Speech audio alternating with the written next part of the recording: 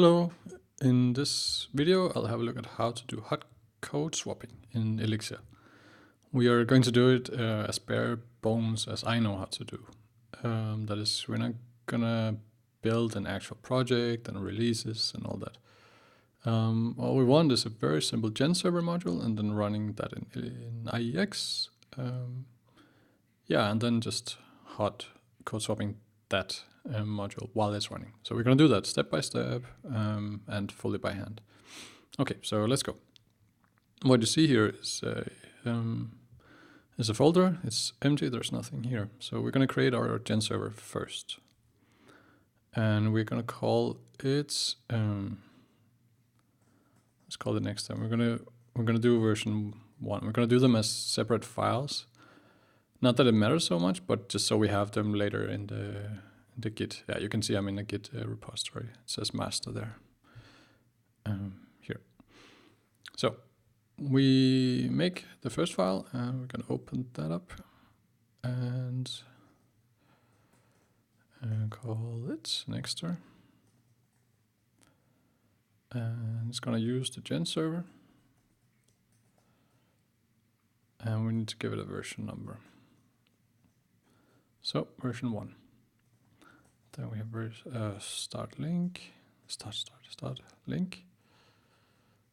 And we're gonna call, so this is all very basic GenServer stuff. If you're not familiar with GenServers, then probably should go have a look at that afterwards. And we're gonna start with the number 0 as our state. And all we can do with this GenServer is call next on it with the PID.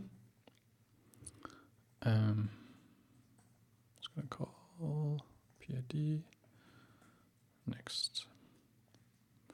And all it will do is just return the next number. So the first number will be 0. That's the number we put in on line 7 there. And then just 1, 2, 3, 4. And the point here is that it will have to keep the state, right? It will have to know what state, what number it is at. So it's just to show you that, that we can hot code swap some code where the state is being kept. So we're not going to use the from. We don't care where it's coming from, but we do care about the state. So we're going to reply with the number, and the new state is going to be n+1. And that is actually it. That's our little module here. And if we go into IEX, we can load the module. Nexter.v1 EX. And we can see we have it there. And if we start it, we get a PID, a process, process ID, next start link. And we can then call next on it with the PID. We get 0, 1, 2, and so on.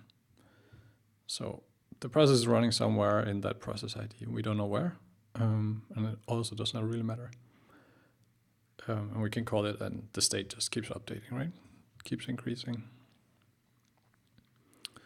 If we go back here, I'm going to let the IEX run over there, and the process with it, it's going to keep running over there. So let's copy the Nexter into version 2, and going to update that. So first we increase the version number, and then for now all we're going to do is just say here colon and then the number. So all we do is just change the output. So instead of over here, it shouldn't say like 2, 3. The next will be 4, obviously. It will say like here colon 4. Or at least that's the idea. So let's try that. We'll jump back, increase it a little bit, and we're just gonna load it in again. Nexter version 2 EX. And you can see a little warning that is redefining the module. That is completely okay. We're gonna call it, and again with the same PID. So you can see that the code actually swapped. So this is the simple part. I mean, there's nothing super complicated about this. Oops. What is maybe more interesting is what if we want to change the state that it's holding on to here. So right now we just have a number, but what if we want that to be a tuple or something like that? So let's copy. Let's copy it for the next one. Oops. Again, we increase the number.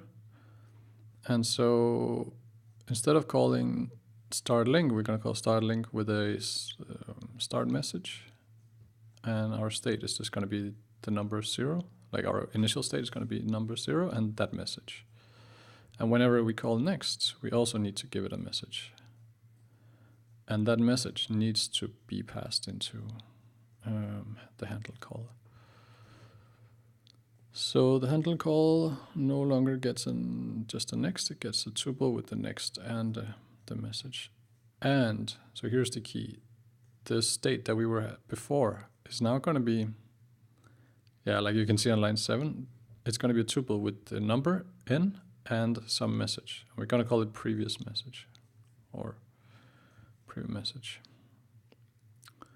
And if we do this, we can say previous person set, and then we're just going to give him the previous message. And then we want a new state. So let's do that like this. New state. And we're going to go n plus 1 and then the message that we wanted. Oh, sorry, that we received. So that's the new state here. But now what is going to happen if we just call this now? It will come in. You imagine it does hot code swapping, right? It still has the state. The state is still coming in. So this will no longer match because you don't have a tuple, right? You have a number. So you don't have a handle call for whatever happens when we call next with the message here. So we need some way of swapping changing the current state. So we're going to define another one, code change, and that takes in the previous version number. So that in this case would be 2. And then it's going to take in the current state. And in this case, this is going to be the n, and then some extra parameters. So we will ignore for now. Oops. And what we want is the new state here. So we're going to take our n, we're just going to keep that, and then the message that we want passed in here. So we can just say nothing because he didn't say anything, right? He just called it. You can see here he just called it without a message at all. So we will say nothing, and then it will say person said nothing. And then we need to return a tuple with OK and the new state. That's it. That is it. Or rather, that's our new module. If we go back here, now we can no longer just reload it. Like it's not going to call code change for us and all that. It needs to be a little more guided. And I'm not going to get into the reason for that, but let's do it. So first we need to suspend our current process. So that means it will no longer respond to out. You can no longer call next with a PID on it. You cannot call anything on it, basically. The only thing it will respond to is system calls. And then we're going to load in our nextster v3.ex. And again, we get a warning, that's fine. And now we're going to do some magic. So we're going to do sys change code. And we're going to give it the PID, we're going to give it the module name, we're going to give it the from versioning number. And we're also going to give it nil. So nil is basically the argument that comes in here, the one that we ignore. But we still have to give it. And hopefully we'll get OK back. We did. So that's actually it. Like the code has been, the process has been suspended. We've loaded in the new code and we have changed the state. So we can then resume our process. And we can call nexter.next. And if I hit tab now, you can see it's the next/2, meaning arity 2. So it takes 2 parameters, which fits, right? We just changed it. So it takes a PID and a message. So we get a PID and we say, hello, world. I think that's very apt. And we get the previous message, exactly what we expected, right? Nothing. So previous person said nothing. And if we call it again now, I don't know, hola mundo. It should say hello world, because that's what the previous person said, right? We can do it again, I don't know. Maybe in Danish, hej verden. So that's it. It's a little cumbersome to do by hand, and if you don't need this like in your running system, if you can just restart it over, if there's no state that you need to hold on to, and it's okay to restart your process, then releases by all means just, well, at least that's what I hear. You should definitely just restart the process. Like, don't worry about it. Don't worry about code swapping. But it's just interesting that it can be done, and I think it's interesting to see it happen and to actually do it. So yeah, that's it. Hope to see you next time. Bye bye.